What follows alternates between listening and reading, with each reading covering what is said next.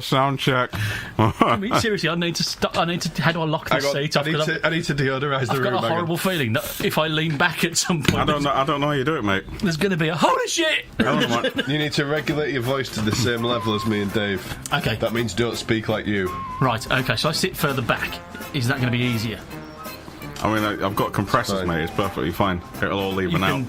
It'll all even out in the post. It's got a little fluffy dildo. It's testicles. 1, 2, 3. There. 1, 2. Loud voice. Rich. Hello. What? Hello. What? Kiss my chuddies. Yeah, we'll turn that down a little bit. Yeah.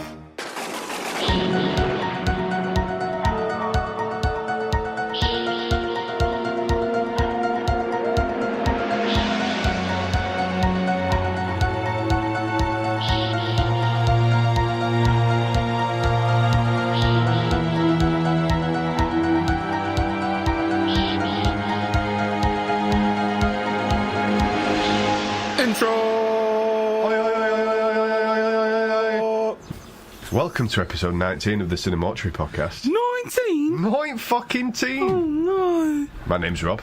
Sitting to my left is Dave Walker. Sitting to your right, stage left. Stage left. Actual right is Dave Walker. So we've got a problem this week, Dave. Yes, mate, what's that? Well, this week's episode is Book of Shadows, Blair Witch 2, or as some cultures would say, DOS. And we sent Wilson out on a fact-finding mission. Well, to be fair, due to various factual mistakes on the part of Christoph J. Edgar Wilson, yes. As a punishment, we have sent him out into the field to record some kind of live plot-finding events. Correct. How are you getting on, Chris? When you said I was going to Moreland, I thought you were on about the cookies. What the fuck is this? Well, he's currently in Burkittsville, Maryland, trying to find the plot of Book of Shadows, Blair Witch 2, without much success.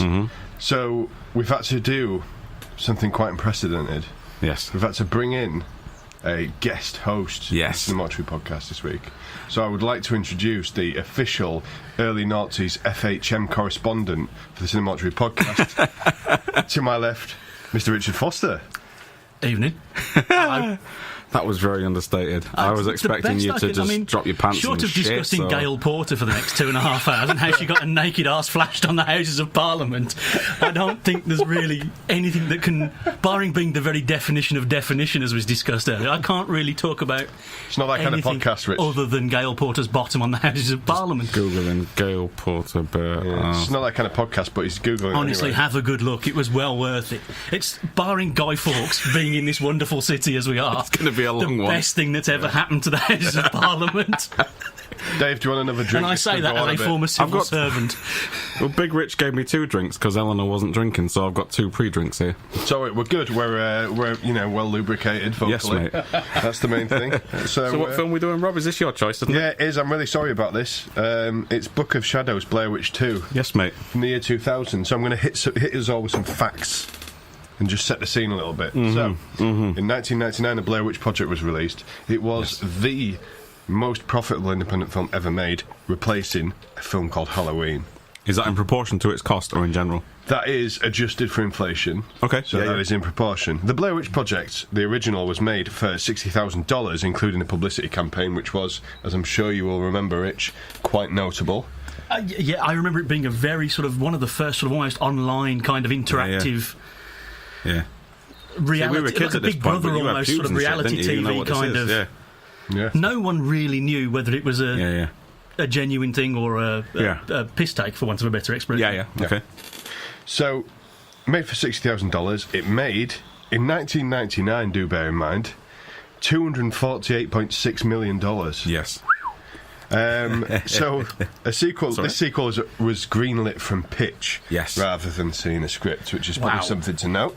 I think that we may well come back to that at some point in the next sort of hour or so. The cynical man in me would think, got some in here. Yep. If we do this again, we're going to make loads more money, and if it's shit and people don't like it, we've still got 500 million in the bank. Yes, that's what I would do as a smart version of that's me. Kind of common sense in any kind of business. Yeah. If you make that kind of return for effectively A Fart in the Wind, as that initial investment would officially be titled. So the facts on this are pretty extraordinary. So you've gone from the most profitable independent film ever made, and the sequel's greenlit immediately. This film cost $15 million to make, and it made $47.7 million at the box office. And it was not so much... I mean, obviously that is a financial success, but nothing like what they expected. The real issue was the critical response. This film was considered to be so bad that, again, bearing in mind, the most profitable independent film ever made, I can't emphasise that enough, was never revisited as a franchise after this for 16 years. Yes, mate. That is very much shitting on your own front lawn, isn't it? It's and I would put this film down to... obviously, there was the last broadcast that came out around the same time. It was about the Jersey Devil. And it's essentially the same sort of setup, which is found footage thing. Obviously, Blair Witch coined that term, but this is essentially the same sort of thing. Came out within maybe a year of each other. And you would think found footage from this point will keep going on a nice little riser. I attribute the death of found footage as a mainstream focus point to Blair Witch 2. But it's not fucking found footage, mate. Spoilers. I know that, mate, but what I mean is it just stopped it dead in its tracks, that whole momentum, and it did not come... And obviously there are found footage films throughout the noughties, but if we're talking mainstream, turning over 200 mil plus, it doesn't come back around till about 2007, 2008 with Paranormal Activity sort of thing, so... You fucking do that... Are you fact-checking me? You son of a bitch.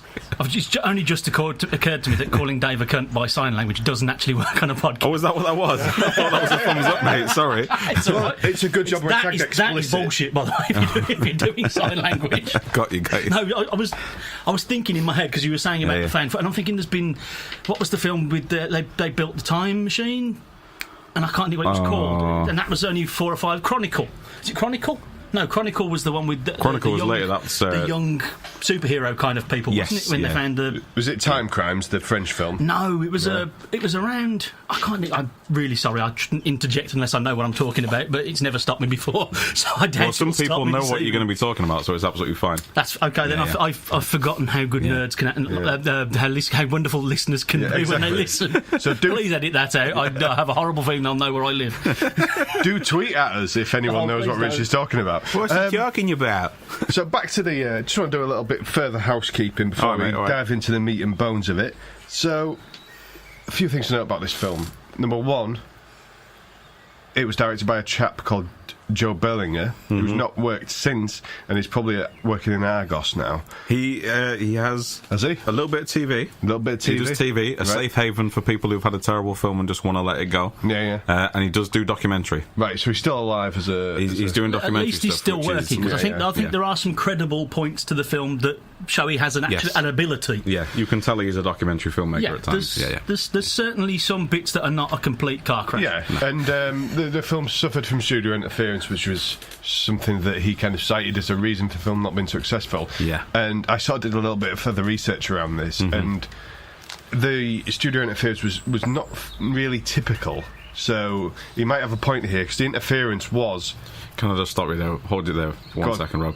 Do you want to crack it? Instead of doing thumbs up and doing weird poses with bottles and yoga and shit, you just do it. You sure? Just do it. Okay. Just do it. Right. Okay. Just do it. Some belches and grumbles, and then tells me to fuck off on microphone. That is all fine. That is part of the... Well, it's part of the experience. I just didn't want to give you... No, I vape like this, so okay, that's just do what you need to do, mate. I didn't want to make it People like to know what we're doing. Yeah. If Rob's having a poo, the listeners want to know. As an entirely sort of newbie to this, then... Yeah, no, you carry on, mate. My apologies. You carry on. Chuff around all you want. Oh, in that case, then I should have a wank in the corner and you...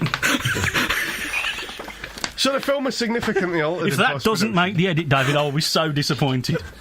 So, back to my original point. We do also have a nice new photo for the feed. Go, Rob, here's a mic. Thank you, appreciate it. So back to what I was saying. So the film was significantly altered in post-production. Now, you might think, that's a wanky load of old shit to cover your ass. Yes. However, I will list off some of the things that were changed, and you can tell me whether he has a point or not. Okay. An entirely new soundtrack. That's... sorry. Yeah, that is kind of noticeable. It seems to have been a soundtrack that fits the time, not the film. Yeah. Does that make sense? Are we talking soundtrack or score? Soundtrack. As in Yes. record. Yes, Needle sorry, drops, yes. yeah. Music as opposed to Is this incidental music. this is obviously in reference to mostly they were going to open the film with Frank Sinatra's Witches. Yep. Those fingers in my hair, that sly come hither stare, that strips my conscience bare, it's witchcraft. But they changed it to Marilyn Manson for no reason.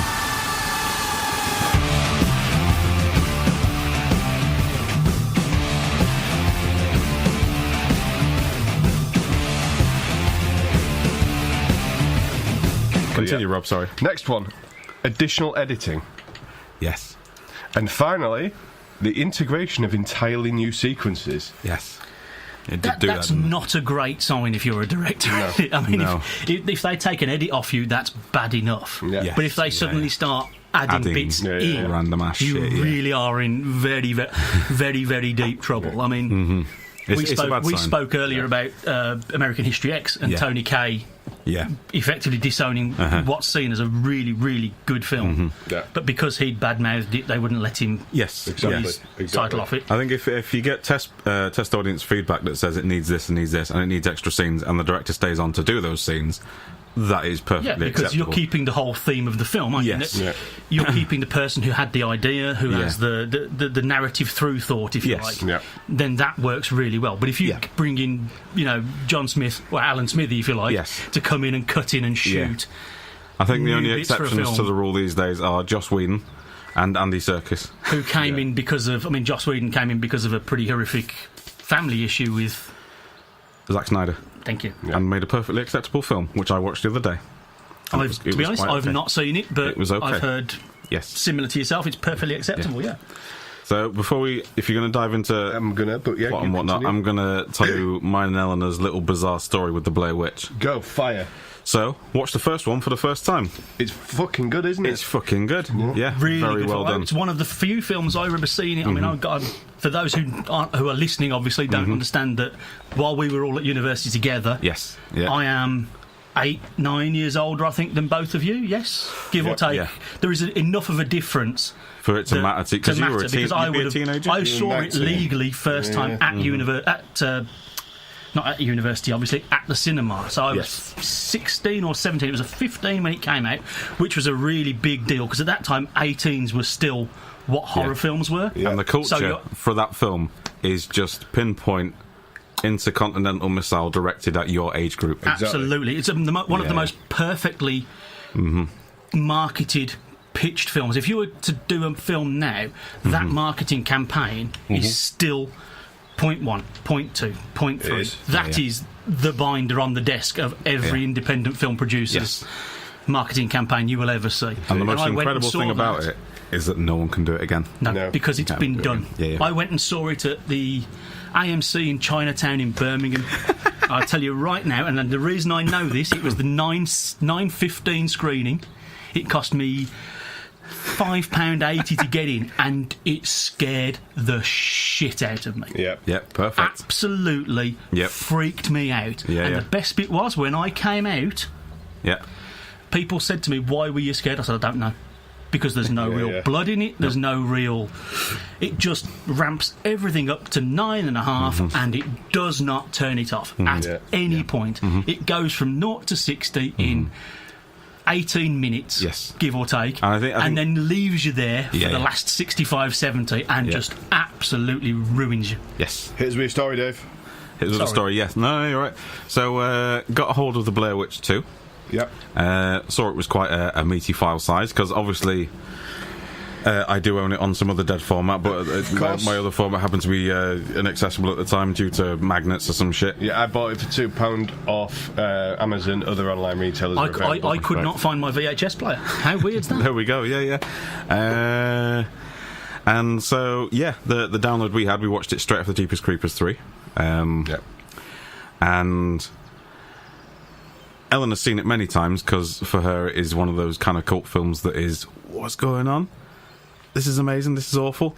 And she, through the first half an hour of the film, I think, she was saying, I don't remember seeing this.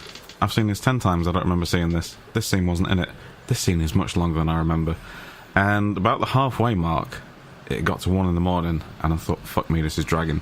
So we checked the length of what was in the playlist, and it was 2.5 hours. Mine was exactly, and I mean exactly, 90 minutes. Yep. Not a second above, not a second less. 90 minutes on the dot. You might remember that I put up a status the next day on Facebook which said, accidentally saw the director's cut of Blair Witch 2. Yes. And everybody was in a buzz about it, because, like, holy shit, where'd you get it? I want to see this. I remember you sat, and I remember thinking, I'd like to see that, because clearly we will come on to the... We've spoken about the director's issues, but I'd really like to see the film that he wanted to put out, considering the studio thought this was better. If that makes any sense. And I googled Blair Witch 2 director's cut, and then I found out the festival cut and several fan edits. Well, I didn't know about the fan edits. The festival cut was 2.5 hours long. So I thought, oh shit, we got like a director's cut. This must be new out for the remake film that was to come out at the same time, capitalise on the money. Side kind of marketing. Yeah. I told you about it. You were like, what the fuck? Shut up, Dave. And I downloaded another copy, which was bang on 90 minutes, and we were watching it and we thought, no, all this was in the version we saw. That's real confusing. So we googled it, and again we found the festival cut was 2.5 hours. But the version we saw second time was 90 minutes. Like, on the screen, there in front of us, the same video player, everything the same. Tried to find the file that I deleted, because I'm good at computer housekeeping, obviously. Yep. I'm 10 years clean, no viruses for me. George Formby antivirus when I'm cleaning Windows. Could not find it at all. Did lost file recovery, which 99% of the time works. I'll find what you're looking for. And it's just not there. The original version I had is not there. This is not fair, because I was going to ask you for this 2.5 hour cut, so I could watch it. It doesn't exist. We lost an hour, though. And on that timeline, it said 2.5 hours. The only thing I can think of is that it was 2.5 hours in at the point I checked it, and Jeepers Creepers 3 was counted on the playlist.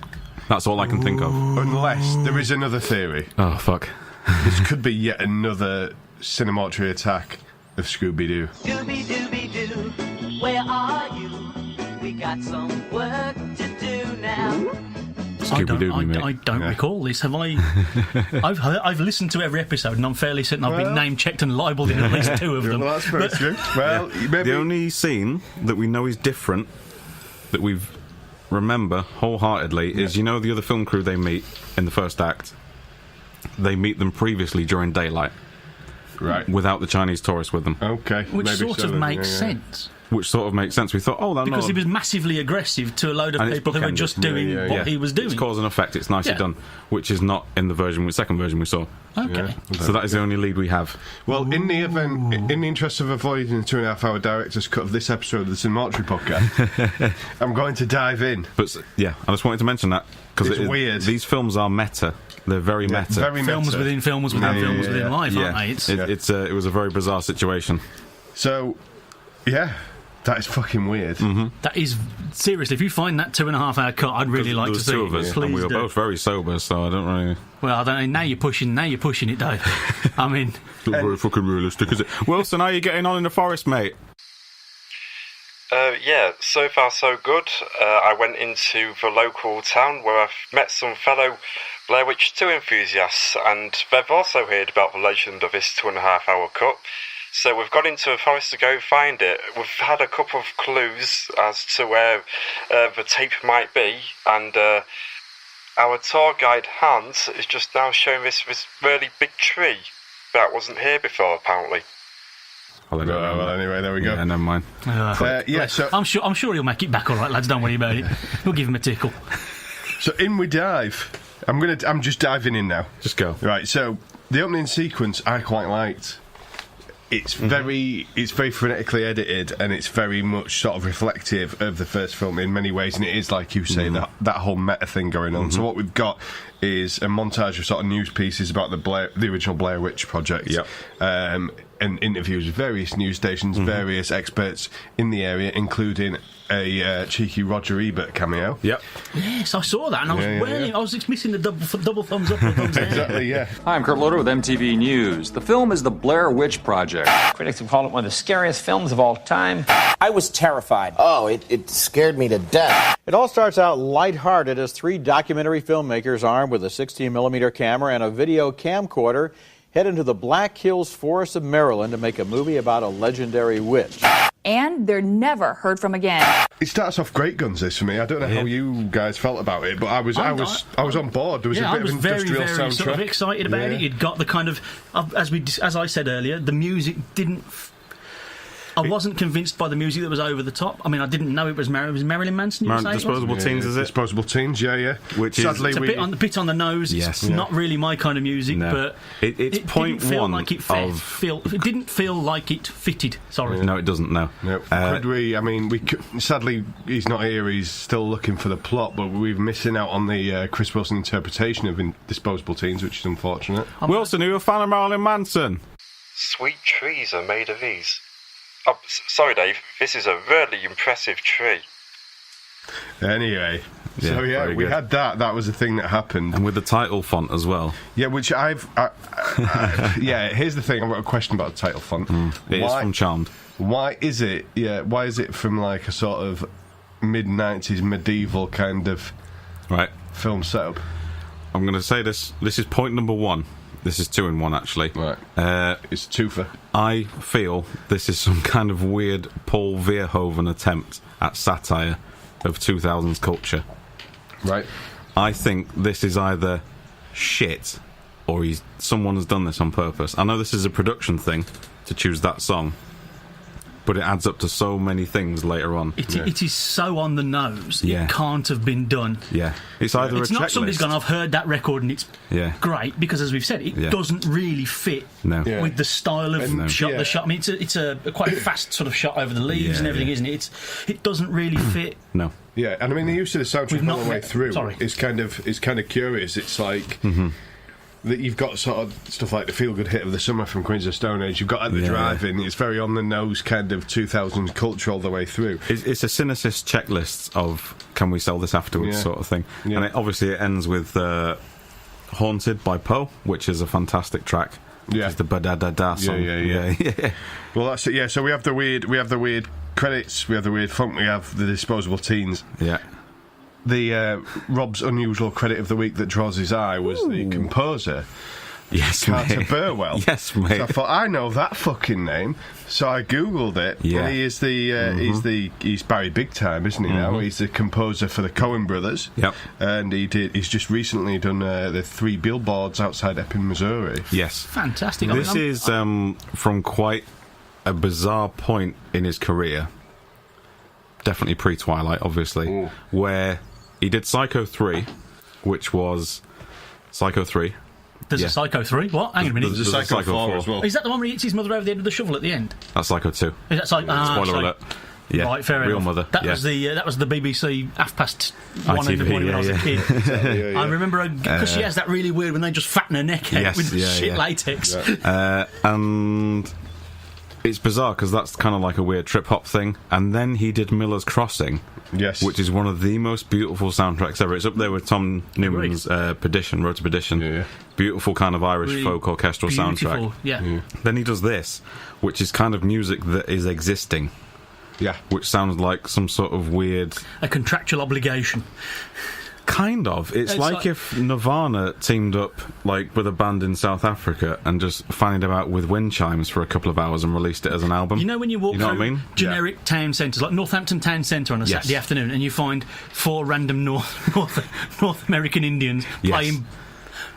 playing Last of the Mohicans on some blowpipes. With a trip-hop beat underneath. Precisely. This is what this... It's quite a bizarre sound. Precisely that. Yeah. It's that kind of... They've paid me, I've got to do it. But it is Carter Burwell, and the extras do say that he put a lot of work into it, which is weird.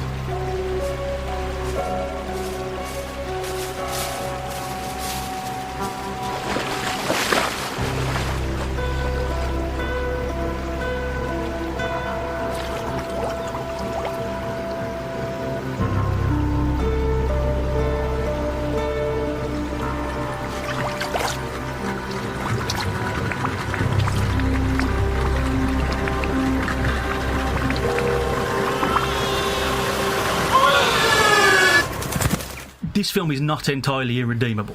No. There are good sequences in it. There are 5 or 6 really good plots. It's just that none of them get properly finished at any point. 5 or 6 really good plots. Wilson, have you found any of them plots yet? Well, Dave, we've decided because it's getting dark that we're going to go to a warehouse tomorrow morning. So we've set up a fireside, taken a shitload of drugs, and we've paired off in a massive orgy. Unfortunately, because there's 5 of us, I'm the odd man out. And this is exactly what it sounds like. No, anyway, still working on it. So we'll dive into the sort of introductory sequences so we meet our sort of cast of players over the next few scenes. We jump back and forth in time a bit. There's some weird cuts between a fucking mental institution and present day, and then eventually we get a flash across the screen of the date of November 12th, 1999. Yes. Which is A, very specific, and B, is my Mrs. Amy's birthday, which we were both a bit freaked out by when we were That is very watching specific, yeah. So we meet our team, our cast of players.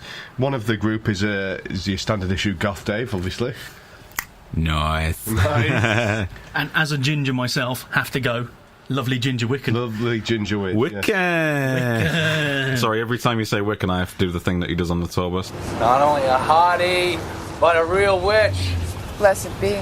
Oh, Wiccan. Wicked good. Wait. Where he just says, Wiccan. Yeah, so we get into basically some pretty sort of forgettable sequences have been introduced to our main cast of characters, and then before we fucking know it, they're in the woods. Have we got nicknames for all these guys, by the way? Because Wilson normally has... Yeah, he does. I've got a very good one. Your main man, Jeff, I think, is it?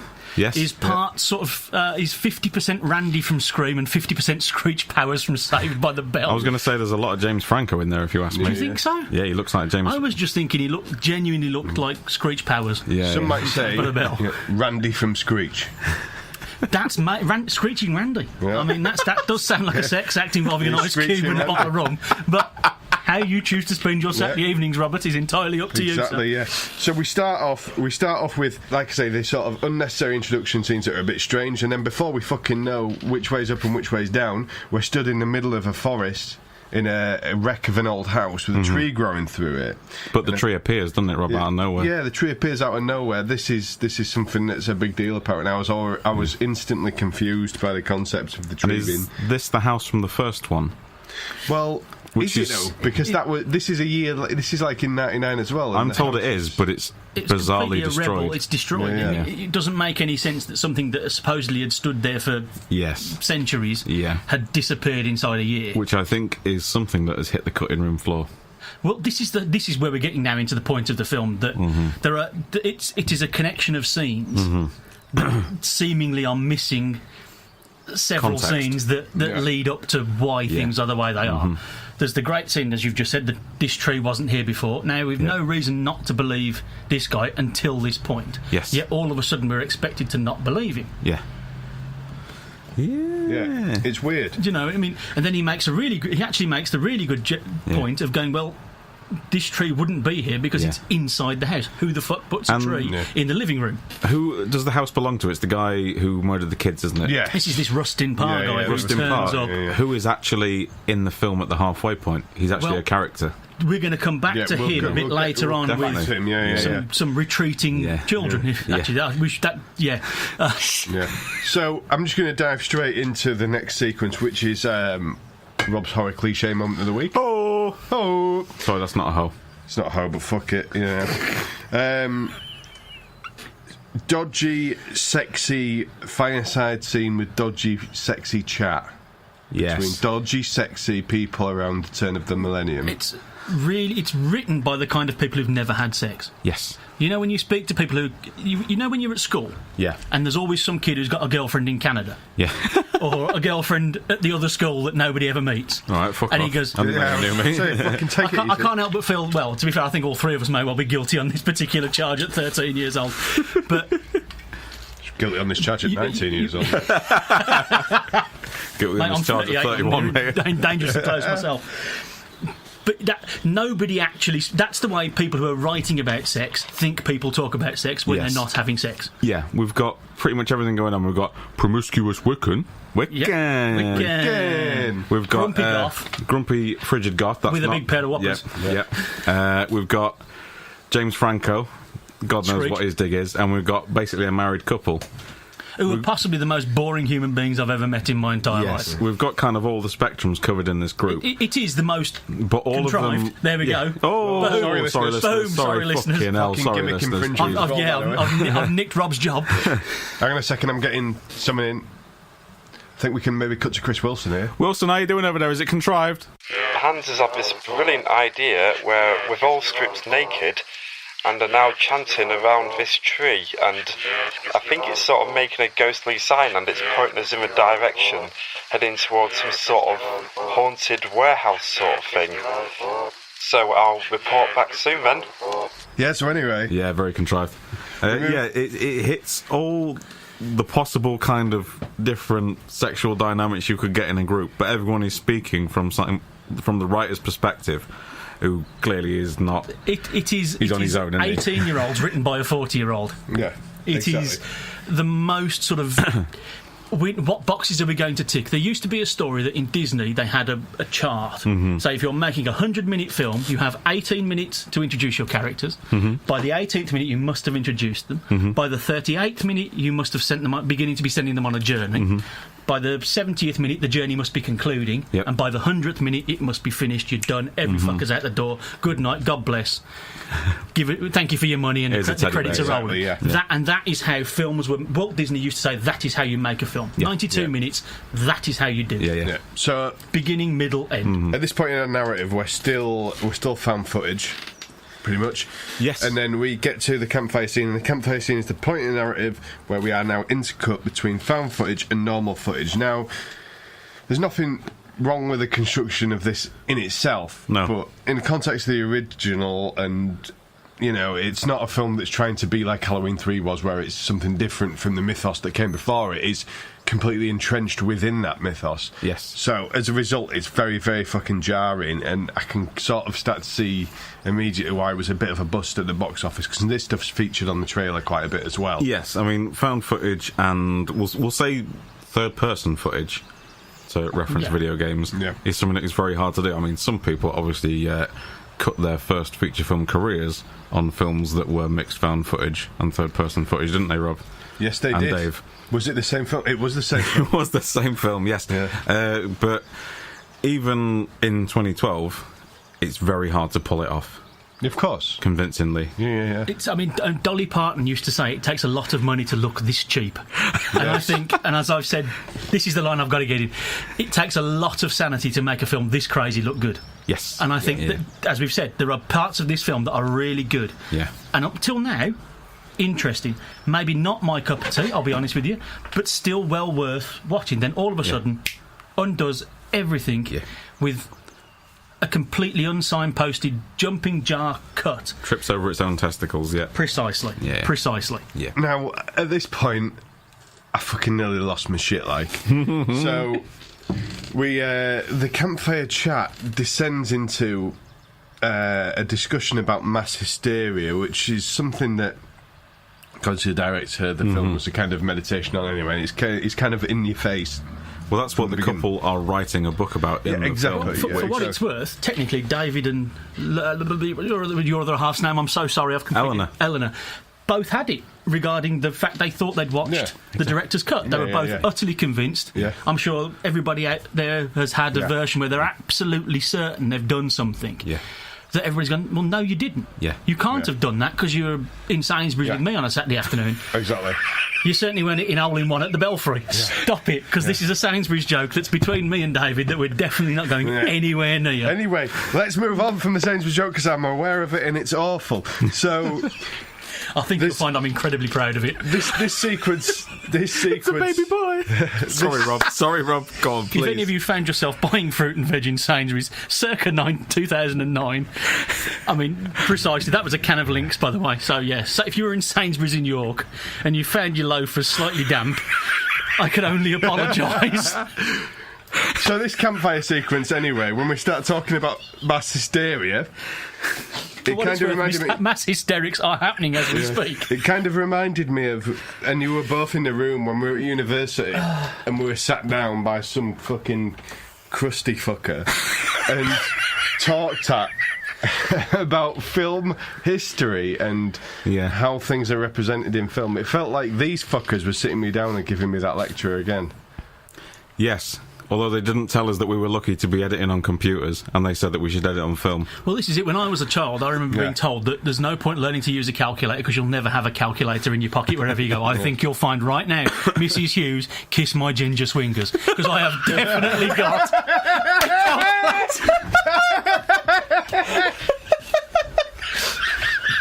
Not only do I have a calculator in my pocket, I have the answer to every fucking question that can ever be asked. Hang on, Rich, hang on. I've got something coming in.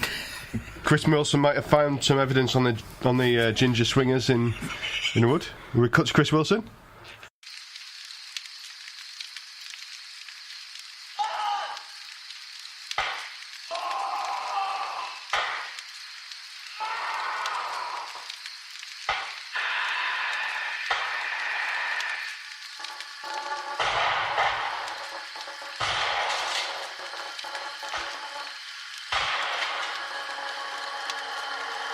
No, still nothing. Nope, just some ginger swingers in the tent. Yeah.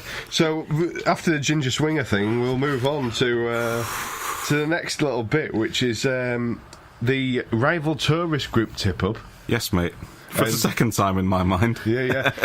Can I just say, by the way... Collective hysteria again, ladies and gentlemen. The most ethnically convenient group. Back to the tick box exercise. So we've got our Japanese couple, we've got our American tour guide, we've got our kooky German Europeans, and we've got a couple of Americans. Yeah. Hey. And I think there's a French... Is there a French person in there as well? No, there's only 3 tourists, I believe, with them. Okay, yeah, So they're filling as many ethnic requirements as they can. They all have a bit of an argument over whose turf the ruins are, and then they fuck off again.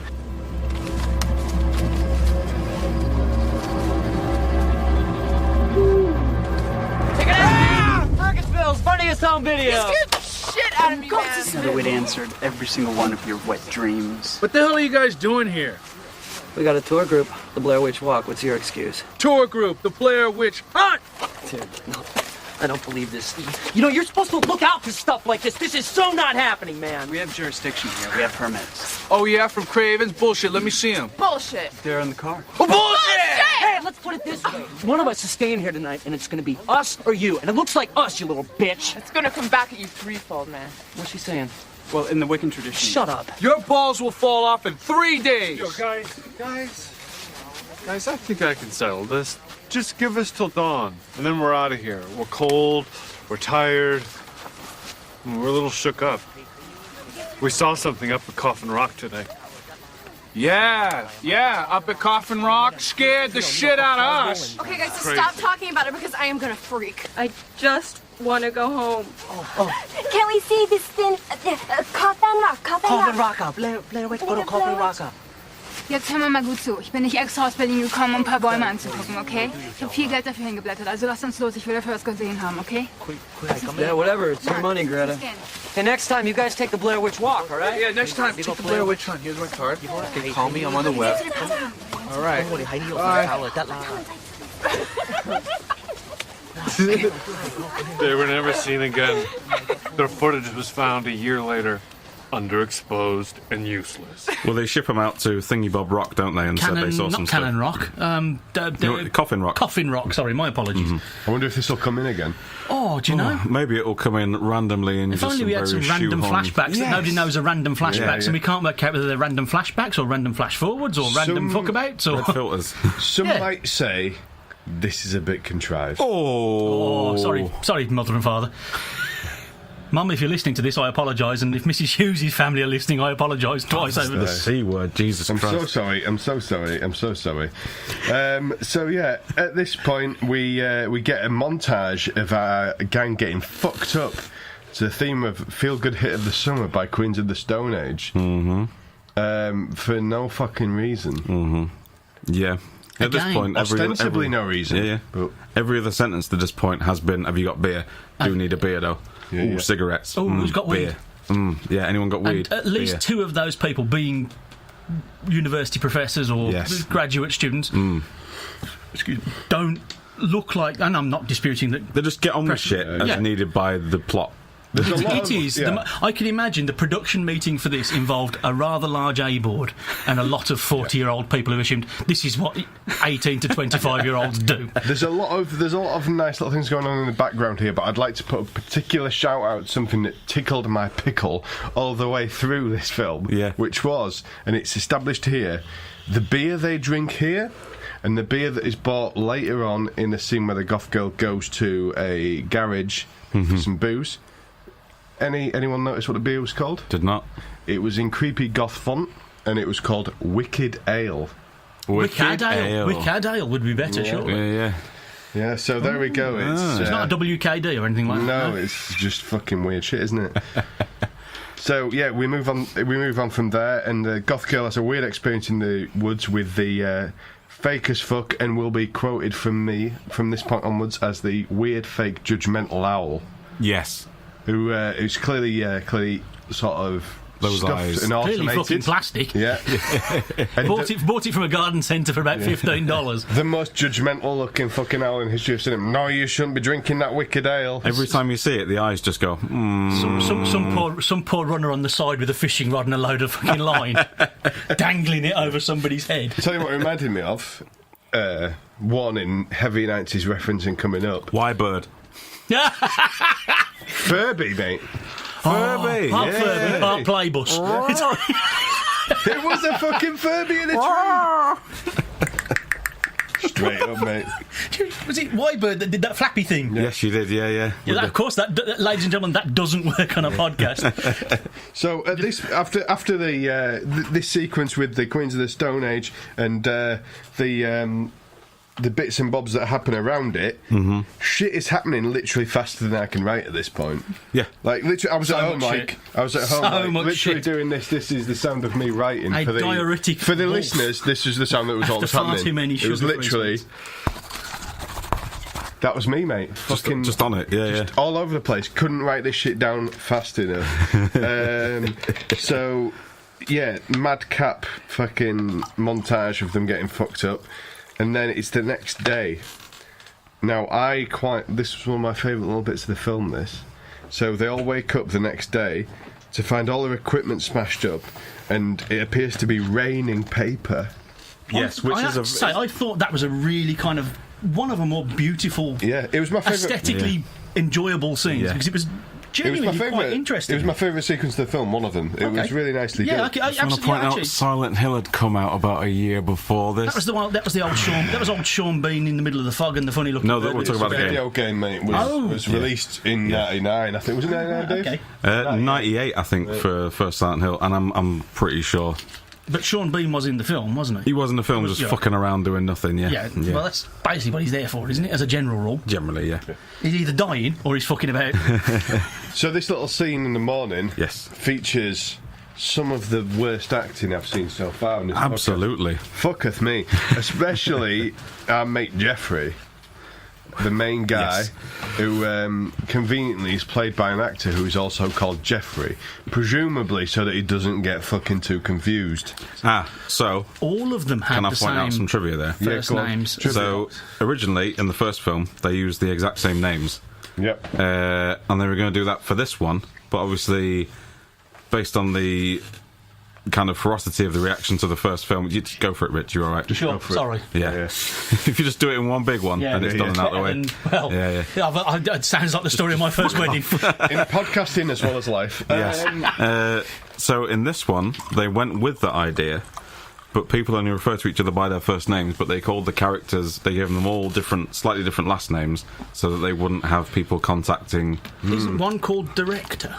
Kim Director? Kim Director is the goth girl, but that's not a real name, She's called Kim something else. Yeah. So they've all got the same first names, but the last names are different. Why? I mean, It's another strange aspect of the film. Because normally you'd want to keep your surname, would be, if you're planning to be sort of acting, and you want to keep... I mean, Equity and Screen Actors Guild and all that kind of have fairly serious rules on names you can and can't use. But I think this is a production thing where they jumped in and changed them at the last minute to avoid everybody trying to dodge the bullet. Yeah. Exactly that. So we've got a fucking terrible acting happening, and then we have a weird fucking sequence where Tristan, the bland blonde girl, bland blonde, has a miscarriage. This is after Goth Girl has psychically found the tapes from the night before. All Yeah, the tapes have been exactly, yeah. smashed. It's all they happening at the suddenly same notice, time, don't yeah. they? It's the bleeding from Yeah, I mean, from this is the vagina. This is the thing about this film across the board. Is like it fucking ponderizes and fucks around. Yeah.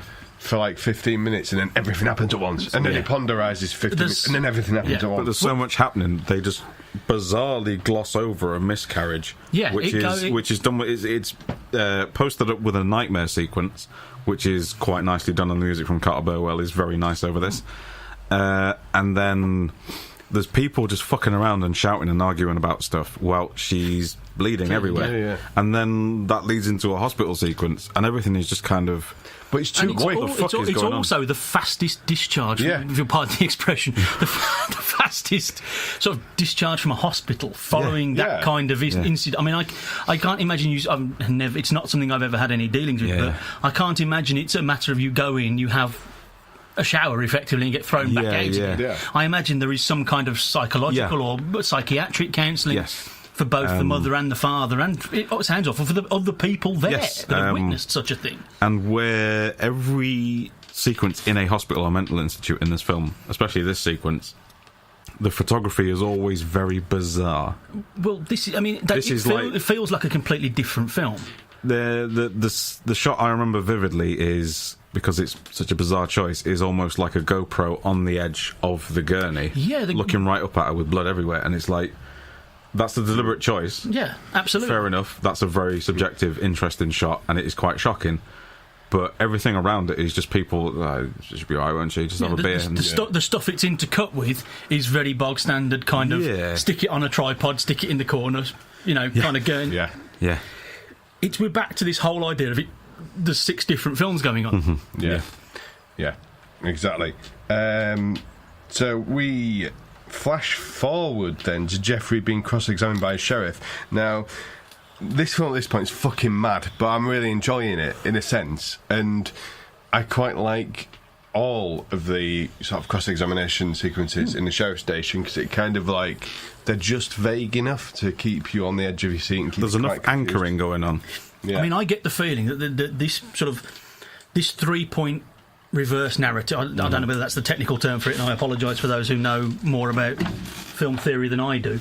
But this idea of flashback, this 3-point flashback, I get the feeling this is the film the director wanted to tell. Yes. This kind of idea of, for those who've seen The Hole, there's a fantastic film, The Hole. Desmond, Joe Dante? No, Desmond Harrington, Keira Knightley, Lawrence Fox, Thora Birch. Yeah. Brilliant. Basically, I think there's 7 characters in the entire film, and the film is 4 of them decide to lock themselves in a hole. I don't want to tell you any more than that. Yeah. Go and watch the film. Really is a fantastic film. It's about 2001, I think. Yeah. So it's slightly later than this, I think. Yeah. But it's a very, very good film. Go and watch it. It's fabulous. Nice. Rob's writing some notes down as you remembered something else. So say, fuck off, Big Rich. I think I've just cracked the film, and I'll here we go. Christ. Here we go. But anyway, we'll come back to that later. This is going to be a long one, mate. So yeah, don't worry about it. It's all right. I don't need a piss. It's fine. It's entirely my fault, ladies and gentlemen. I do apologise. If you never hear me again, you know why. So after this, we go back to the group, and after the quickest miscarriage in the history of cinema, we go back to Jeffrey's weird storage place / home. Which is a factory in the middle of the fucking forest. How does that happen? Exactly, yeah. So, she's just kind of looking a little bit like she's listening to the first My Chemical Romance album, the girl that's had the miscarriage. And just a little bit wiped out, disenfranchised. Exactly, Some nice cheerful music, having just lost your first child. Yeah, exactly. Which, to be fair, she didn't want. So actually fits with the character. Because she was only, I think they said 6 weeks or 8 weeks that she was pregnant. 6 weeks. Yeah. So, I mean, I'm not entirely certain you can even know you're 6 weeks pregnant. Yeah. It seems like the absolute earliest point you may possibly... I think there was a scene at the start where she just found out that she was pregnant. Girl. Yeah, the psychic goth girl sensed she was pregnant, and she didn't. She doesn't want the child, does she? Well, she was in two minds. He seems to be very much more in the idea. But then I get the feeling he's a bit older. Yes. Yeah. So whether he's a teacher as opposed to... I love the way we're talking about Psychic Goth Girl like it's very matter of fact. Yeah. It's at this point that her psychic powers completely dry up and no one cares anymore. Yeah. I mean... But it's a plot point that is like...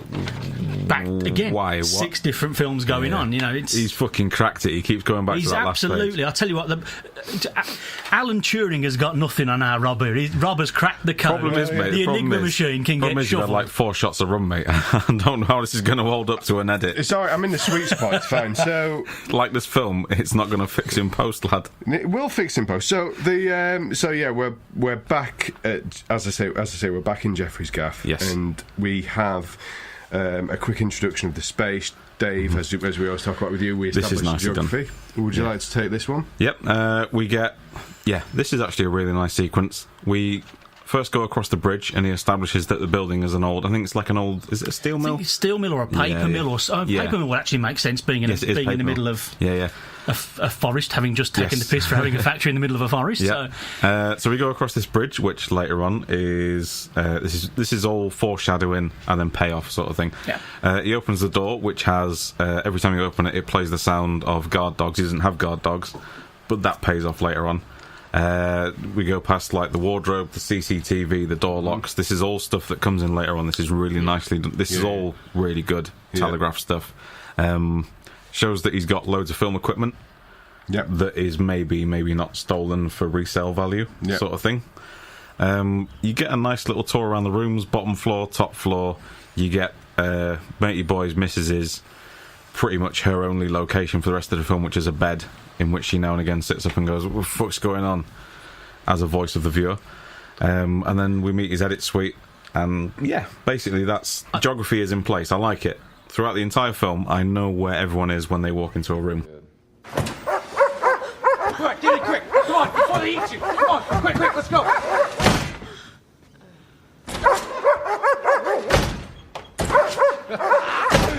Burkett County's cheapest burglar alarm. And what's that do? Squirt water? Oh, no, that actually works. Wave. It's recording you right now. I got him hooked up through the whole building. What can I say? I'm a little paranoid. Ha! A little? I heard that. But with good reason. I mean, I got a lot of valuable stuff here. Oh my God. Yeah.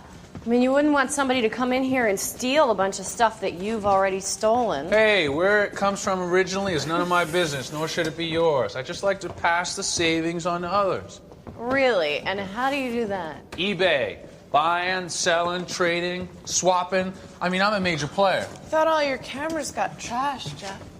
Well, you can never have too many. Yeah, I mean, this for me is the bit where the film actually makes some kind of sense. Yes. It actually, the second and a half act, if you like, from the second and a half act on, it actually makes a good film. You know, it works sort of narratively. You can understand from here on in. It feels like nobody's really chopped anything in or out. Yeah, but the frustration of this film and the nature of it is that we get that really lovely sequence and we know where we are now. Yeah, but then it fucks it all up again. Yep. Because the next thing that happens is there's a sort of intercut sequence of weird sort of Atmos type shit happening, and you feel like Jeffrey's place isn't all it cracks up to be. No. And then it literally just cuts to a girl ghost on the bridge that they walked in from, and I just pissed myself laughing because it's literally just a little girl that's had white makeup rubbed on her. It's just pony. And then she's kind of half exposed over the top, sort of. It's you know, it's end of year, it's final year film school, bit of liquid latex. Yeah. Scruff it at the edges, exactly stick her in a nightie and stick her in a, have her as a slightly out of focus. And the only difference is we never got taught to edit in widescreen. Mate, we were barely taught to edit. iMovie still counts. Anyway. So 2 1s all round, kids. 2 1s all round. So, yeah, and then we get a sort of a series of sequences within the weird-ass fucking warehouse-type house situation where it's kind of... It kills the threat because we've got a series of sequences of people just talking at each other. Yes. Like, there's no threat at all. It's just basically pretty insulting shit to the audience, where they kind of sit you down and go, right, this is what we are, this is who this person is, this is what we think is the threat, but it's probably not, by the way, spoiler alert, and it's kind of that whole lazy approach to filmmaking. If they'd just shot the entire film in that factory, first, second, third act, brilliant. But it's telling, not showing. Again, it's the... It's leading people by the hand. Let people watch, learn, and see for themselves. They don't need to be told everything. You can pick up by just watching. By good filmmaking technique, you will pick up the story without being led by the finger. Exactly. Yeah, so we kind of get a bit of a sort of off-the-chain montage of sequences where the now formerly pregnant girl's boyfriend has a scene where he sits down with the sexy ginger witch. There's a weird sequence where the partner of the girl who sadly had the abortion, not the abortion, that would be weird, the miscarriage, they kind of start making out. This is where the runes appear, isn't it? These kind of bruises. Immediately in the sequence, she lifts her shirt and she's got the sort of but there's a really fantastic, there's a really weird sort of almost sexual fantasy sequence where they start making out, and it's all a bit uncomfortable because his partner's had an abortion, not an abortion, a miscarriage, and then he gets the Freddy slice. He gets like a Freddy slice, doesn't he? He gets a slice to the chest and snaps out of it. He's like, bang! Out of it, it's revealed that they're sat opposite either ends end of the table, aren't they? A bit like Batman. Opposite ends of that very, very long table. Or Citizen Kane, I was going to say, but yes, that was. Well, I think we both know that. See, right, here's one for you. Rosebud, Sledge. Don't watch the film. Shit. Oh my god. I think we know that's not going to make the edit, don't we? Sorry about that. On an ice cream sandwich. So, Jesus, I don't even know where to go with my life from there.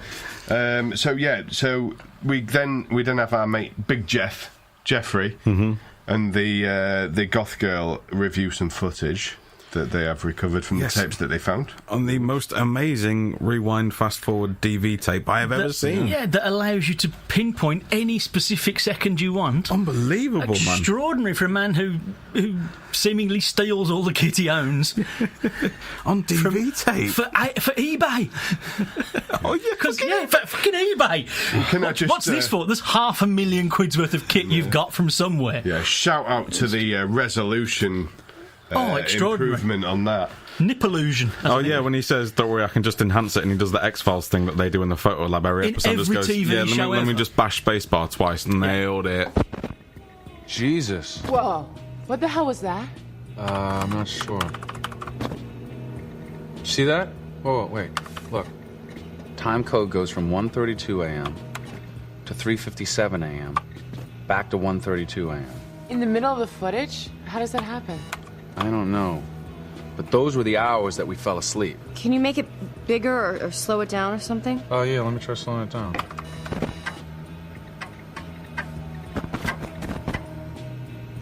Ladies and gentlemen, that there is a naked woman. What is a naked woman doing swinging around a tree? Are we sure these are even our tapes? I'm not sure of anything in the last 24 hours.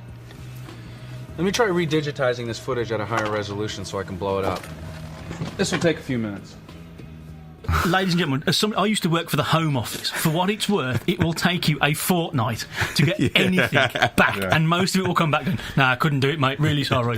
So shitty, grainy bollocks. The only thing they can find is your fucking number plate at 90 miles an hour in the outside lane of the M1. Cunts.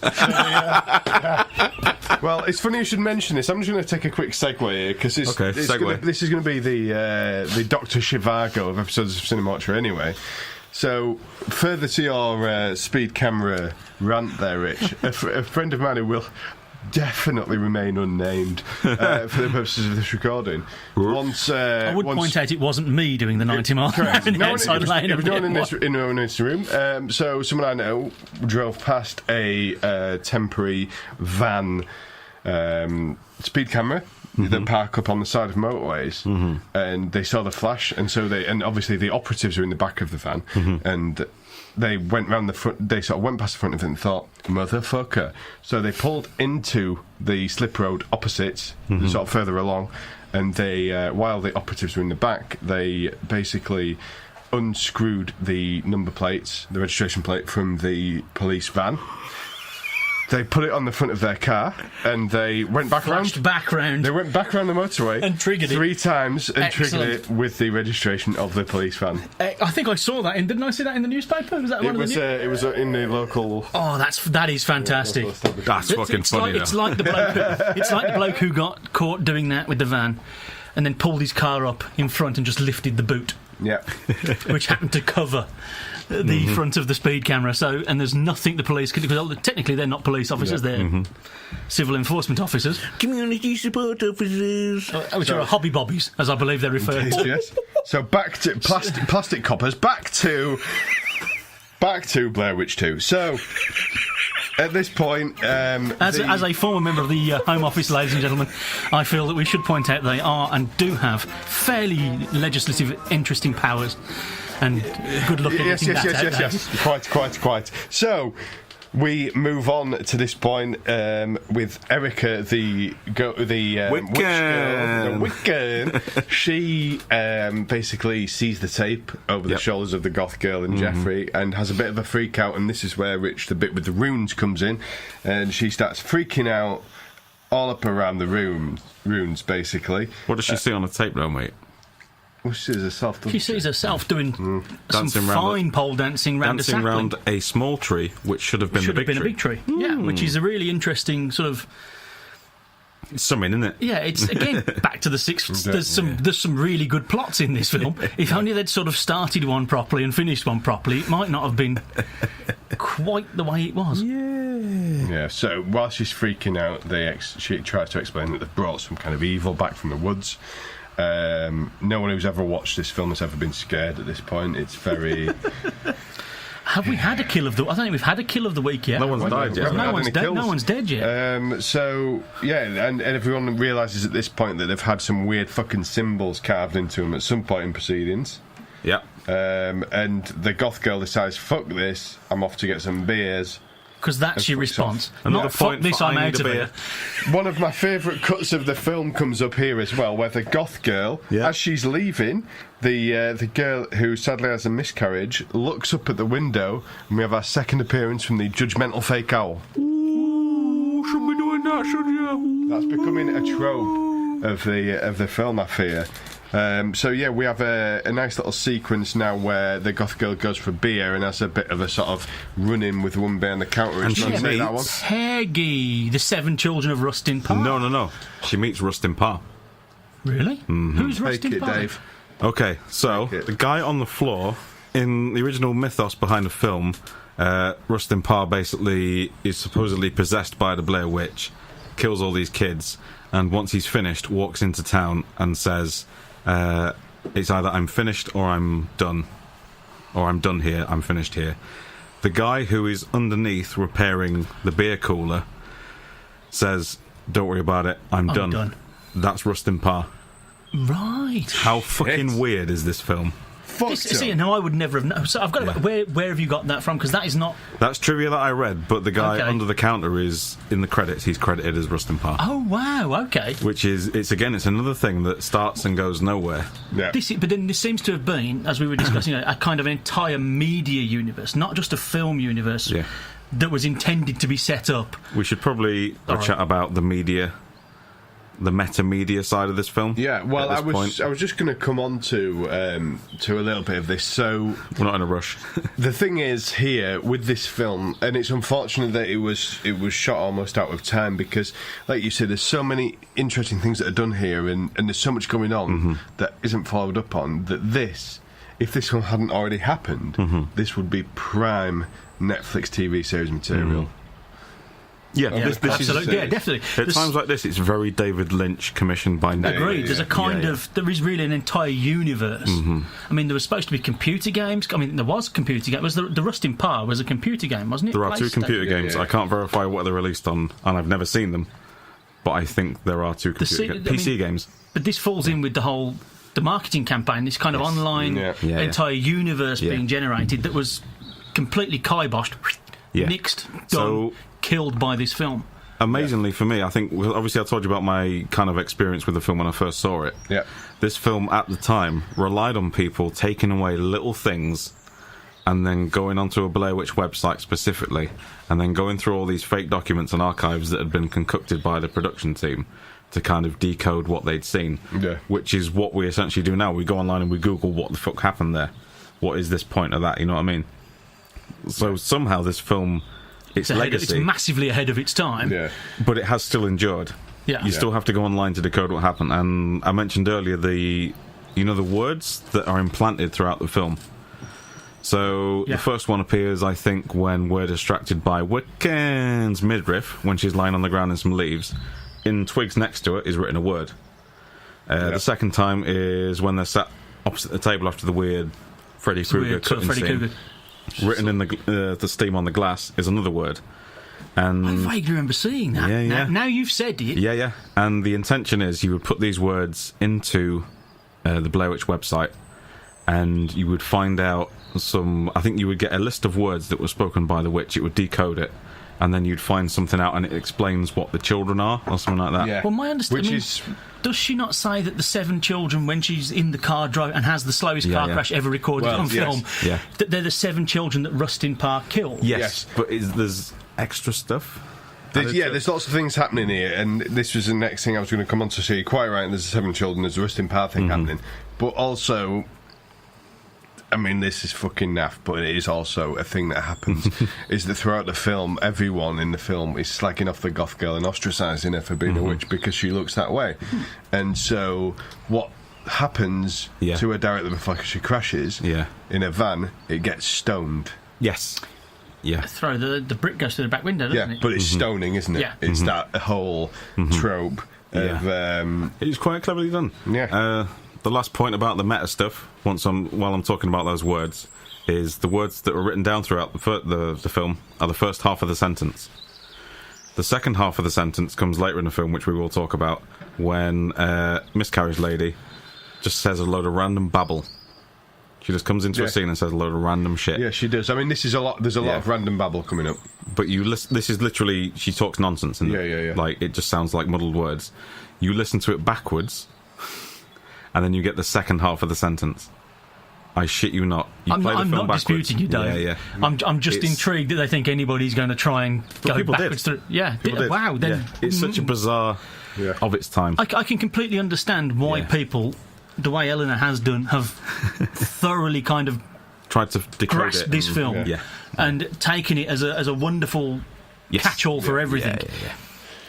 Exactly, yeah. And I just need to blitz through a little bit. So the van gets fucked up, and eventually she sort of makes it back to the weird house, and there's a lot of kind of things thrown at you once. So there's a lot of people arguing, there's more scars appear on everyone, there's a little bit more of that stuff happening, there's more cack-handed mass hysteria, film study shit happening, and in one of the more amusing scenes of the film, our fucking matey boy, the main man, the lead, James Franco, Screech Powers, it finds Erica's clothes in most hilariously placed out. Like Neil Buchanan's just come in and rearranged them a little bit. Set out as the world's worst kind of pentangle by somebody who doesn't understand how angles work. We've got the pent bit. Yeah, exactly. And then Erica appears again, despite the fact she's missing, in a sort of zombie ghost form, and draws him out onto the bridge, which collapses, and he kind of like... Tristan, the formerly pregnant girl, stands at the bridge, won't sort of help him. It seems like she's been possessed by something, and then the other characters sort of pull him up. It's kind of like there's a lot of things again happening at once. It's sorry to interject. Yeah. There's another weird fucking thing in the scene where Tristan. It's during this whole sequence. Tristan is walking around her room. She's got that big 4-poster bed in the middle, which does move around from scene to scene. The angle does change rather rapidly, doesn't it? She walks around the room once, so the camera pitches that way, and then as she comes to the front of the bed and it pitches back, it almost looks like it flips, doesn't it? It's almost there's a picture on the wall which goes from something quite mundane to what I think is a woman hanging in a tree.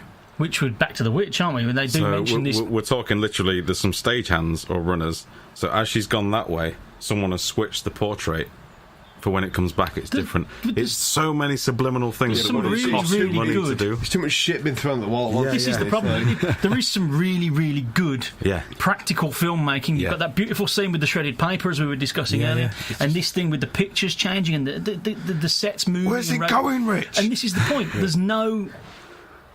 Rob knows. On the next page, Rob knows. Pick a storyline. Pick just one of the storylines you've started, and if you do that for 90 minutes, brilliant. Or in your case, 2.5 hours. Yeah. But just pick a fucking story and tell it. Yeah, exactly. Pick the fucking story and tell it. Yep. And so, after that, we're disturbed by the sheriff braying on the door. Yes, mate. So there's a lot of banging and clattering. Jeffrey runs to answer the door, opens it up, and there's fucking 3 German shepherds chilling their beans out there for no fucking reason. With the dog alarm going off. Yeah, talk about throwing shit at the wall. I mean, you speaking about the sheriff. Now, I can't remember, my timeline may have been a bit skewed here, but he is massively aggressive to the sheriff. I think the sheriff, when he was knocking on the door, Jeffrey is really quite aggressive to him. And then there's a scene, now is it a bit later, where he phones him? Fuck off, no one's home. It's Cravens. Sheriff? Oh, it's funny, because I just found out who trashed my cameras. I was just about to call you. Turn on your TV. I don't give a shit about the TV. I want you to see something. Me too. News 11. Shit, will you just turn that on, humor him? You watching? Yeah, like a hawk. Listen, I'm trying to tell you what I found out on Friday night. This is a special report. A brutal murder in the Black Hills discovered today. The bodies of 5 hikers found dead atop the landmark known as Coffin Rock. Disemboweled, Jeffrey. A grisly recreation of the infamous Coffin Rock massacre popularized by the movie The Blair Witch Project. Bodies were laid out in the shape of a pentagram. Sound familiar? We have received word that the victims include 2 tourists from China and 1 from Germany, as well as 2 unidentified white males. In the past year, the Black Hills area has been overrun with movie fans wanting to get a glimpse of where the Blair Witch Project was filmed. And now, I don't know about you, but if you've got the local law enforcement phoning you, your first response is not to be that aggressive. There is a bizarre sense of invulnerability about where he is. Yeah, he seems to think that he's... the sheriff is maybe 20 minutes away with some dead bodies at this point, spoiler alert. But he's like... That we've kind of seen flash forwards or flashbacks. Which I don't think we've really touched upon this at the moment. We get the flash forwards to Jeffrey in a mental institution at some point in the timeline. See, now I took that as a flashback when he's being intubated and having the being force fed, because the sheriff flashback. The sheriff and the sheriff talks about him having been in hospital. That is all prior to this film. Yeah, that is stuff. Yeah. See, I thought I'd got the wrong end. Right. So it's prior to the film. But there's a weird element of detachment that comes with it. Yeah, I mean, that no one from the outside, people from the outside. The entire thing could be him on his own in that. Oh fucking hell! Don't do that. The next scene, I'm going to move quickly on. The next scene. Erica is found dead, stood up in a wardrobe, which is a bit weird. Well, haven't they been looking for her for ages? Yeah, but they didn't look in this particular wardrobe.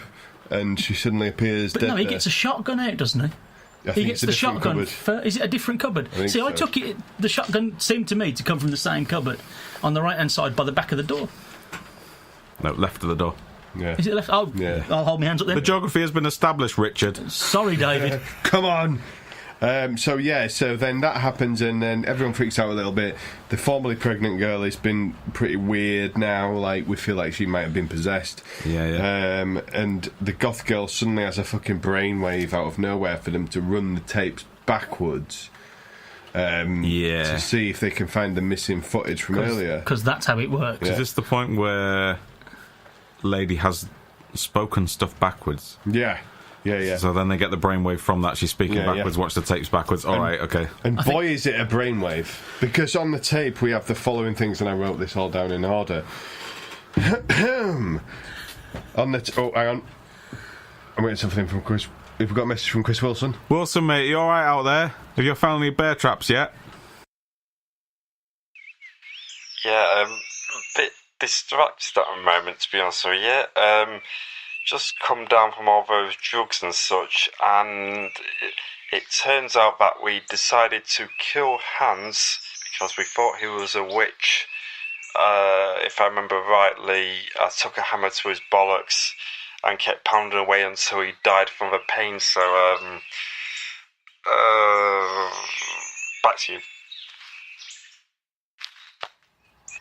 Yeah, he's fine anyway. Yeah, he's fine. So the tapes show the following things. They fucked up their own shit. Yeah. They ripped up their own shit. They made it somehow rain with the paper of the documents that they ripped up themselves. Had an orgy. Yep. And killed an owl. Did everything that 40-year-old men still think 18-year-old kids at college do. Exactly. No. Absolutely. Again, board, ticking every box. Yeah. So at this point, they all review the footage and they all blame Tristan, the poor formerly pregnant girl. At the end of that tape footage, they do all run off into the woods with knives. Yeah, they do, to kill To run 20 minutes through a forest where most of them don't know where they're going. There is a nasty choppy your pee-pee sequence to shoehorn in a wrestling reference. Oh yeah, we have to have one every week, so that's Val Venus and Kai and Tai from 1999. Yes, there is a man gets his choppy pee-pee whilst he's tied to a tree. Yeah, I just kind of they got eviscerated. Choppy pee-pee. Oh, choppy pee-pee. Yeah. Maybe I saw a different version, David. Rob, carry on. So at this point, everyone blames Tristan, the former pregnant girl, who's either possessed or a psycho, it seems. And I have to give the kill of the week to this kill, because it's the only one, really. Is where Stephen shoves Tristan off the sort of balcony bit, and she breaks her neck on a noose. Oh, we've rushed through quite a bit of interesting character stuff that does. We've missed quite a bit there, haven't we? Yeah.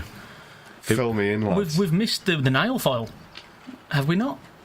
No, we've missed the nail file, and we've missed Peggy. We've missed the nail file by a long shot, to be fair. We've missed Peggy, who is the lady who sells the beer. I introduced Peggy earlier when I was talking about the scene. This is the kind of the problem with this film, is that we all remember it in a very different order. Like I was watching it with Eleanor, she did not remember any of this stuff, having seen it a dozen times already. Yeah, so I mean, do we know about Peggy and the nail file now? No, we have seen the nail file with blood on it. We've seen the nail file with blood on it, we do not know. Right. Which she's brought back from the beer run. And the slowest ever car crash committed to film. But it's never explained why she's got the nail file until the end. And this is what's coming up now. So after the killing of Tristan, the hanging of Tristan, who is very aggro in this scene. Yes. She's very aggro. Very aggressive, very possessed. Clearly quite distressed. Yes, absolutely. But she's angry and kind of goading them on. Yeah, but in now this sequence. Yeah, exactly. But now then we flash to the sheriff's station, and that's when all the pieces start to drop together in the last 15 minutes. So there's a montage of intercut sequences of all players being interviewed, and their videos and the things that have been recorded are played back to them, and they don't exactly fucking play the way that the film's played out. We've been told it's a very different attitude. It's a very different story we're now being told, isn't it? There's a quote that is said 3 times in the film by James Franco, which is very important, and I'm going to try and get it right. It's film lies, video tells the truth. He says it 3 times. Film lies, video tells the truth, which obviously the film has told things how they didn't happen to us. Yep. But the videos they watch back in the evidence rooms are actually what happened. So film, video. This is kind of what... have you seen Diary of the Dead? No, I haven't.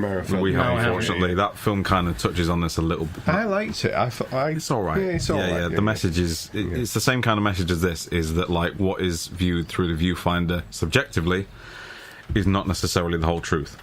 Yeah. But what is going on with the found footage around them is actually what happens. Yeah.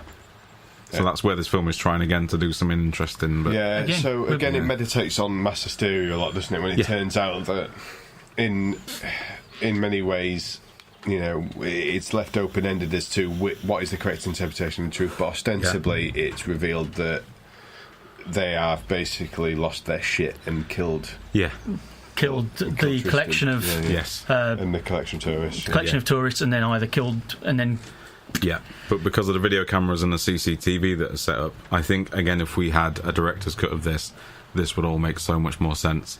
But with the footage that we're given, it's all kind of vaguely pieced together, and we can kind of make sense. It's mad fun, though, isn't it? Like, it's really fun to watch. It is a lot of fun to watch. I mean, there is a really good film. There's a really good idea. Yeah. As I said, I'd love to see the director's original story, because if the studio have put this out thinking it's better, that somebody somewhere has fucked up on a level that is just because I can't understand why you'd release this. No. I mean, what was it? $15 million you said it took? They spent. You can write that off.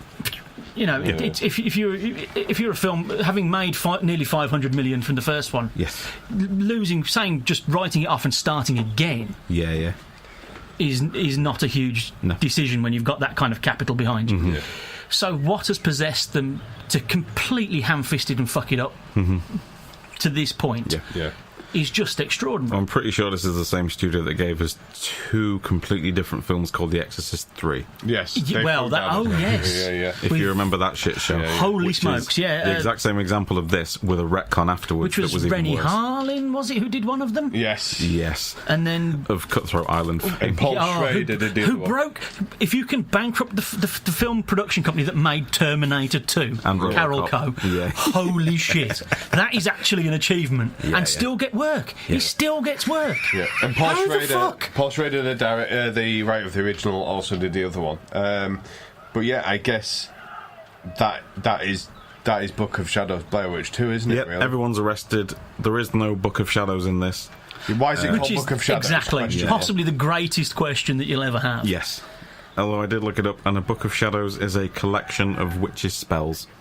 Ooh, which I suppose are the runes. Which I suppose are the runes, which were spells. Wiccan. So I guess at this juncture it's that time once again.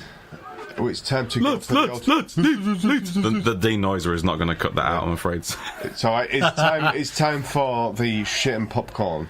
Mate, I think it's time for an half an hour wrap up, to be fair. Well, yes. Yeah. Rich, thoughts on the film, please?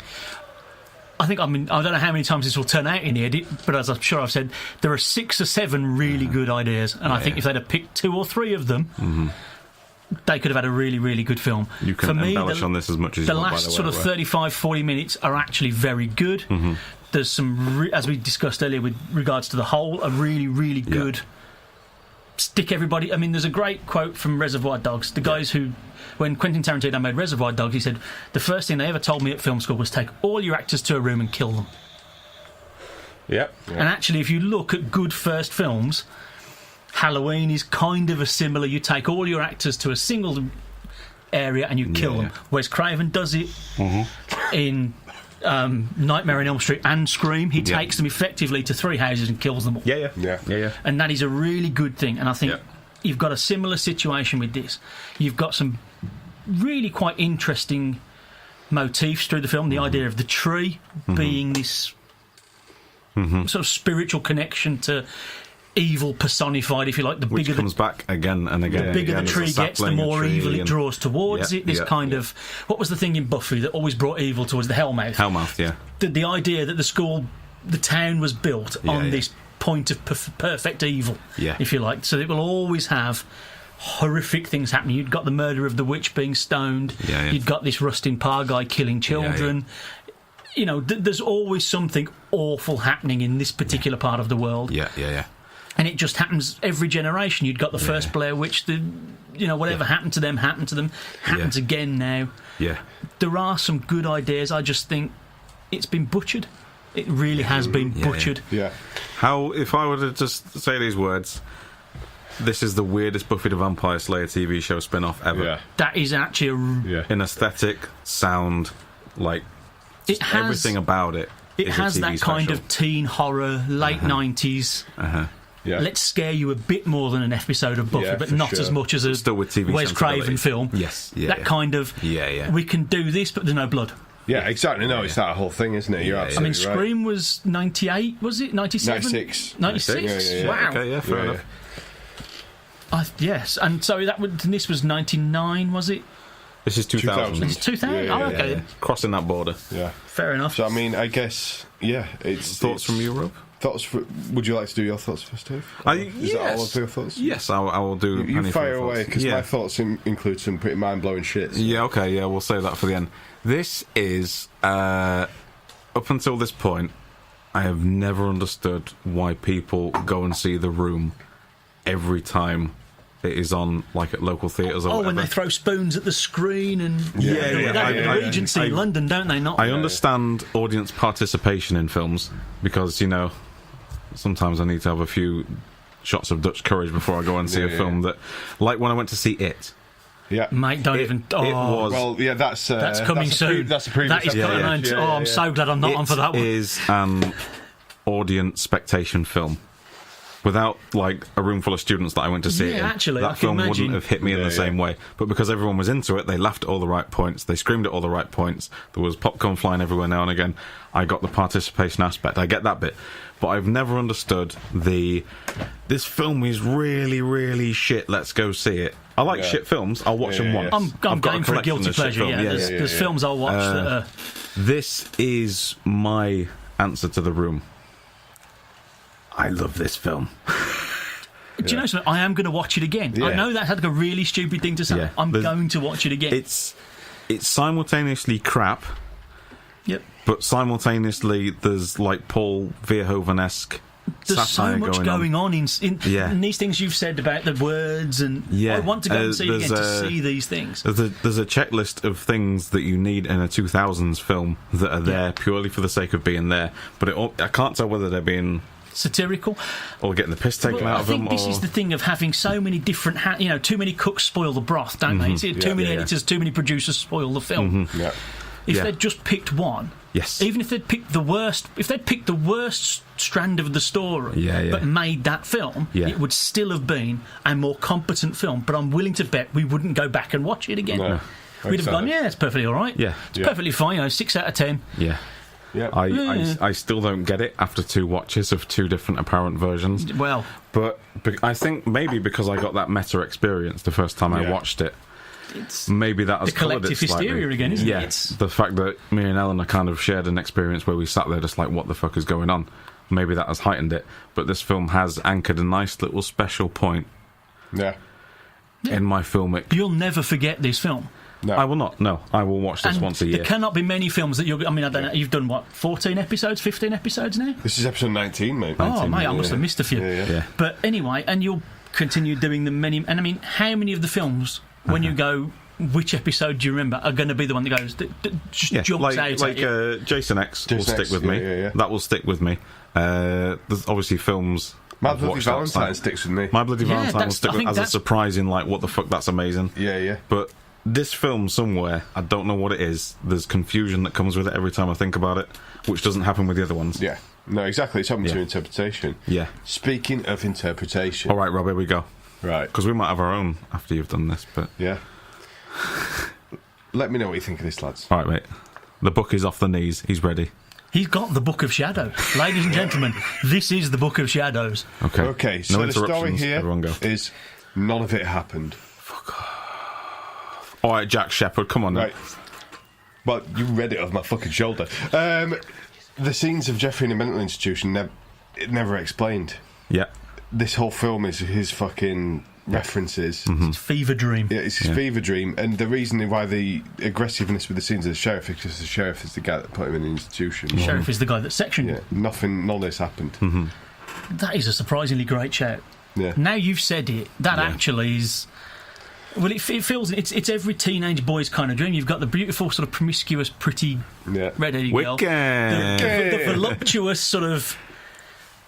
You do. Oh God, thank you. This is 12-year-old me having a party right now. Yeah, exactly. Absolutely. If you're going to go, I want a really pretty girl. You're going to go. Because she's that red-headed lady. I don't know who she is now. Whether she's still working, I've no idea. But she's incredibly beautiful. She really is. And they play up at like Spirit of the Forest kind of shit, don't they? They really play up on that. Yeah, exactly. So was that your thing? Because you were feverishly writing. That was my spicy take, mate. That was your spicy take. Yeah, that was the whole thing. Okay. So I think it happened. As is portrayed in the found footage in the evidence room. I think he is nuts. Absolutely. I think the mental hospital stuff is definitely before the film. Yeah, because we had a bit of a... We couldn't decide... I mean, did you think it was after? No, I thought it was... I was kind of a bit confused, but I think I settled on it being before. Because at the start of the film, when you get the documentary footage of James Franco... James Franco... because he's got hair, hasn't he, in the film? But at the start, when he's selling stuff on his porch... Shaven-headed, isn't he? So that's how I can tell it's... I assume it's before... Whether that's a red herring or not. To be fair, before makes more sense with both as what we're saying and with what Rob said, in that it never happened. So Sorry. Okay. So, in the first film, it is ponderized that when What's-Her-Face is led into the basement, she is led there, and the other cameraman is led there by the camera guy that disappears. He's been possessed by the Blair Witch, and for the third act of the film is the one actively fucking with him, like he pulls out his own teeth and puts it in the bundle sort of thing. And he's the one that clubs her on the back of the head. Because that's how it ends. And Rustin Parr is possessed by the witch because she was obviously prodded to death by kids when she was hanging from a tree. Yeah. So she's taking revenge on the kids. 7 children. I think the Blair Witch has possessed fake James Franco, which is why he goes nuts. And he is leading them out there so that there's obviously the whole angle with the miscarriage lady who gets possessed. Is she possessed? Is she not? I don't think she is, because the found footage reveals she's completely innocent in the whole thing, and they just kill her because they want to kill a witch. I think she's possessed him, and she's, through him, inside the house the whole time. I think that's the way to go. I think I'm probably going to go with David on that. Yeah. I think the possession angle is kind of anchored, especially in the remake as well. They go kind of whole hog on it. I think that's what they're going for. It's like a psychotic episode, isn't it? It's that kind of... Yeah. As we exactly said, it's I mean, Byron, I mean, I don't want to get into that particular scene, but it's Carry On mental institution, basically. It's as if, the Carry On film crew had done One Flew Over the Cuckoo's Nest. It's everything everybody who has never experienced something like that would go, this is what happens in these places. Yes. Tick. This is what crazy people are like, right? Yeah, exactly. They're not like everybody else. Yeah. They're not like everybody else. Yes. Exactly. So we've all had our theories. Yes. So I guess there's only one thing left to do.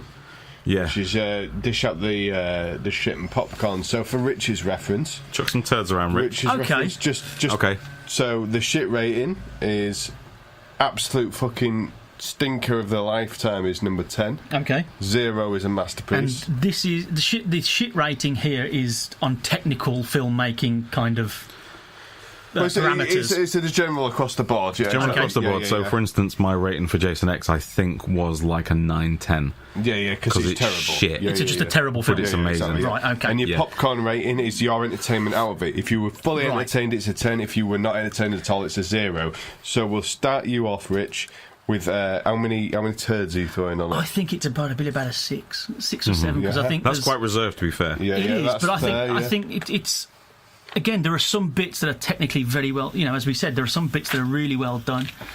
There's an act and a half, or 3/4 of an act that's perfectly acceptable. The last sort of act 2.5, if you like. Once they lock themselves away, so 2 to 3 is pretty good. It's not perfect by any stretch of the imagination, but it's good fun. It's, for sure. It works that bit works as a film. Yes. Yeah. Cool. Popcorn rating. Popcorns, yeah. I will watch it. I will watch it again. And now David said what he said. And Dave, sorry. Why do I keep calling him fucking David? Now Dave said what Dave said, and there's Read so the much IMDb more to go trivia. back and see. Read the Wikipedia. There's a dedicated wiki for Blair Witch. No, this is a wiki. I have an actual entire wiki. Yes. See, I don't know how the like internet Star Wars works. has its own Wikia page, so if you go to Blair Witch Wiki, that you'll because find there's it. so much fucking insanity about Muppets in space. How many buckets are you chucking on it, son? I am going to go for a 7. Yeah. Actually, no, I'm going to go for an 8. Actually, fucking 8. I think there is a lot of entertainment to be had. Yeah, there is. If you realise that technically it's not great, but there are bits that are interesting. There's... If you think of it outside, if you think of it as a phenomenon and a cultural thing, wow. I mean, if they could get that website back up... Yeah, for sure. What does it cost to get Squarespace to do your website? You can still look at it. You can still look at it. Yeah. If you go through I thought Google's it was archive system. Google's archive system saved everything for the last 15 years. I was about to put in a cheap advert for Squarespace on your podcast there, because everybody else seems to do that. Oh no, Keanu Reeves is doing Squarespace. We're all right. Do we not do endorsements? Fair enough. So Rich. Yes, mate. Thank you very much for your... you stared at the wrong ginger person there, didn't you, Robert? No, Ginger Dave. That's racist.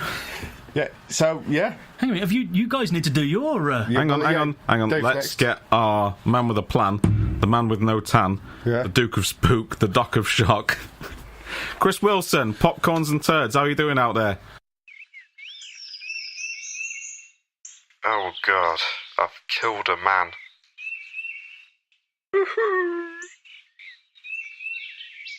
So yeah, now Wilson's got his views in. How about you, Dave? What do you think? Turds. Yeah. I'm going to heap a very good 6 on it. Yep. A hearty amount of turds. Too many, one might say, for one shovel. Yeah. I think it is shit. Yeah. As a complete filmic picture, if you were to buy the DVD with no outside experience. If you were 16 right now, you bought a DVD, you watched it. Yeah. 6 turds. Yeah. And the popcorns?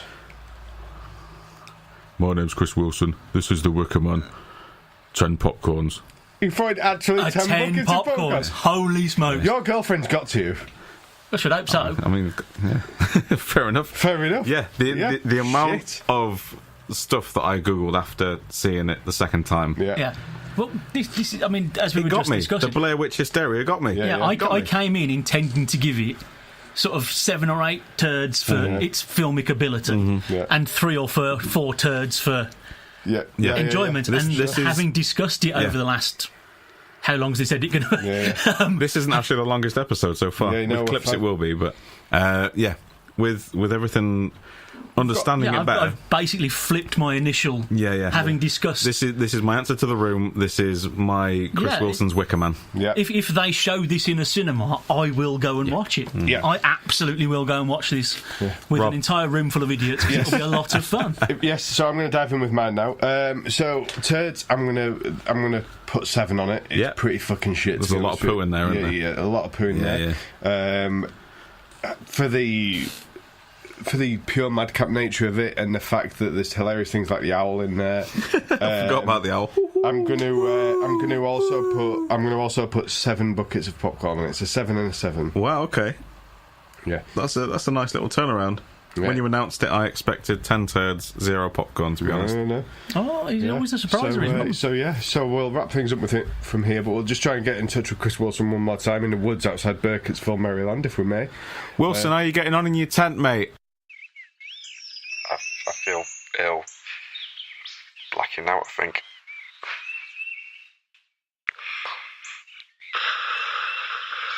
Hey Wilson, it's Rob. Just a quick one. Hope you're alright, and I hope you're doing alright over there. Hope everything's okay. Now, mate, the next one's Dave's choice. Dave, tell Wilson what we've got next. It's Jeepers Creepers 3, Christopher.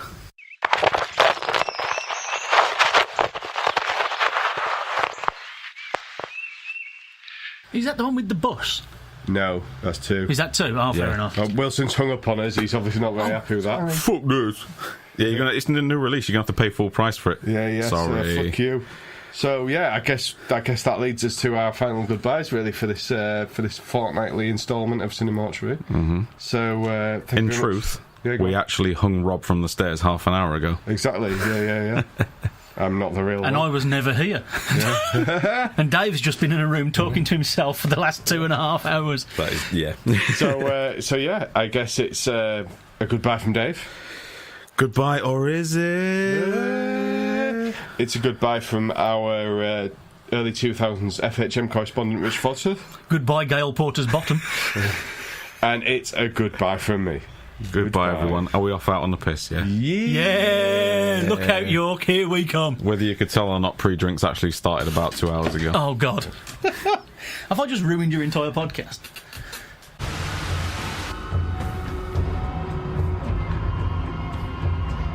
This is wrong. Somebody fucked with this tape. Somebody fucked with that tape.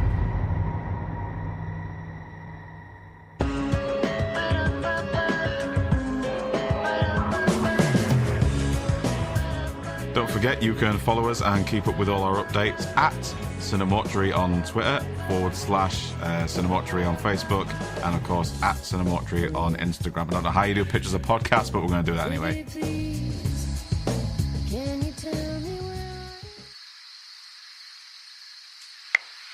You said you wanted evolution. V8 was a great big hit. Yes, it was. You said you wanted revolution, man. And you say back you're full of shit. we're disposable teens, we're disposable teens, we're disposable teens, we're disposable.